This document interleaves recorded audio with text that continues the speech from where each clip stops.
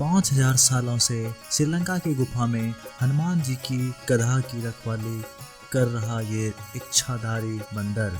इस घटना का रहस्य सुनकर आपके भी पैरों तले जमीन खिसक जाएगी। जिसकी शुरुआत करने से पहले सभी लोग श्रद्धा से कमेंट बॉक्स में हर हर महादेव जरूर लिखें।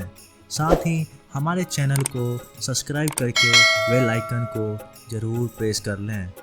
बात है सन 2019 की, जब श्रीलंका सरकार को एक निश्चित स्थल पर खुदाई के दौरान 1000 किलो की सोने की गधा प्राप्त हुई। रामायण रिसर्च सेंटर ने ये दावा किया कि ये गधा हनुमान जी की हो सकती है। इसके अलावा अशोक वाटिका, रावण महल जैसे कई स्थानों को पहचान कर उन्हें चिन्हित किया गया। श्रीलंका की सरकार ने रावण से जुड़ी कई जगह को भी राष्ट्रीयता प्रदान किए हैं। उसी समय पीयूष और सारांश नाम के दो लड़के श्रीलंका में पढ़ाई कर रहे थे। वो मूल रूप से भारत के ही निवासी थे और उन्हें शोध कार्यों में बहुत रुचि थी। जिस स्थान पर ये 1000 किलो की गधा प्राप्त हुई थी, उन दोनों ने उसके आसपास के क्षेत्रों में शोध करने का निर्णय लिया।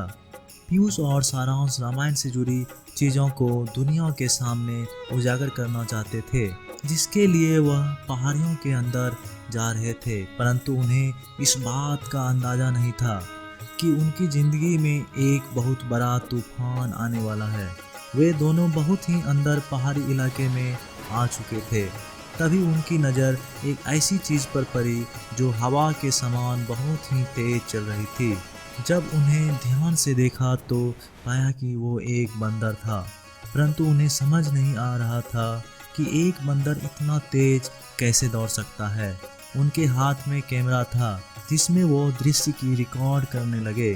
पीयूष उस बंदर के पीछे पीछे भागने लगा और उसका पीछा करने लगा, क्योंकि सारांश का वजन ज़्यादा था और वो दौड़ नहीं पा रहा था। इसीलिए वो पीयूष से बहुत ही पीछे रह गया था। परंतु पीयूष उस बंदर का पीछा करते करते एक गुफा तक पहुंच गया था।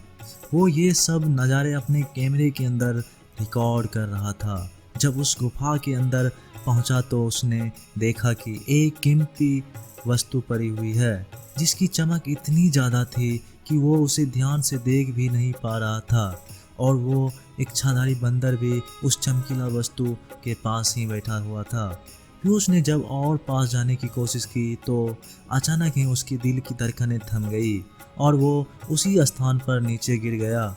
जब थोड़ी देर बाद सारांश उस जगह पर पहुंचा और उसने पीयूष को वहां पर मृत पाया तो उसकी सिट्टी पीटी गुम हो गई। वो बहुत ज़्यादा डर गया और उसी समय पीयूष को बाहर लेकर आ गया।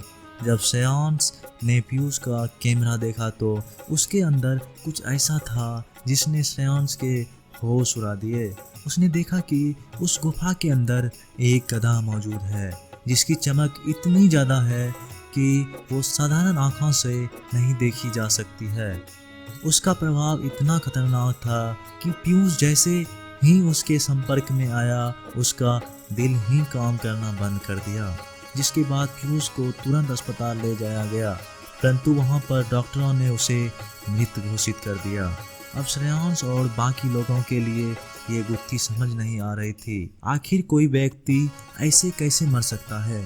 श्रेयांश ने कैमरे में रिकॉर्ड उस गधा की तस्वीर को किसी को भी नहीं बताया, क्योंकि उसे शक था कि जो भी उस गधा को देख लेता है, किसी न किसी तरह से उसका नामो निशान मिट जाता है।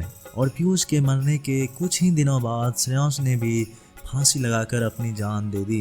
इन दोनों दोस्तों का उस गुफा के अंदर जाना, उस चमकीली वस्तु को देखना और बाद में दोनों का मर जाना, ये कोई सामान्य बात नहीं थी। और वो गधा भी कोई सामान्य गधा नहीं था, क्योंकि उसकी रक्षा एक इच्छाधारी बंदर कर रहा था जो हवा से भी तेज दौड़ता था।